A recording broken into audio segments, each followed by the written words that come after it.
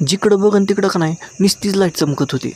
हीच लाईटीची चकमक बघायला का नाही सकाळ सकाळ मामासोबत गाडीत बसलो आणि डायरेक्ट म्हैसूरची वाट पकडली.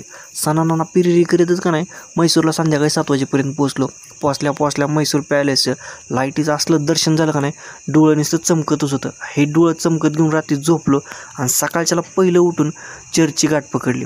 चर्च बघितलं एवढं उंच होतं, म्हणलं आपल्याला काही जमणार नाही म्हणून डायरेक्ट पहिलं झूची वाट पकडली. झूला जाता जाता पहिलं म्हणलं आधी पोटोबा आणि मग झू बघावं म्हणलं, म्हणून टापकेश एक डोसा आतमध्ये ढाकलला आणि मग झूकडं पळालो. झूमध्ये गेल्या गेल्या पहिल्यांदा फवारीने अंगावर पाणी शिपडून थंड केलं आणि दर्शन दिलं. तसंच पुढे गेल्यावर हत्तीनं बोलवणं केलं. हत्तीकडे गेलो, त्याने आम्हाला बघितलं, मी त्याला बघितलं आणि पुढे जावा म्हणला, आता तुमचं संपलं काम बघायचं. मग तसंच पुढे गेल्यानंतर आम्हाला भेटला साप.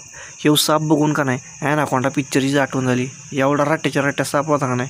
आणि त्याच्यानंतर का नाही मगर भाऊला जाऊन भेटलं, पण मगर भाऊ काय झोपला होता. पहिले त्याचं दात बघितलं आणि दात बघूनच का नाही फाटून सुळधुनी बत्ती झाली. मग त्याच्या नादीनं लागता डायरेक्ट गाडीला टाटर मारला आणि घराची वाट पकडली. ही संध्याकाळच्या मावळतीचा नजारा बघत बघत डायरेक्ट संध्याकाळी 7 वाजता घरी जाऊन पोचलो.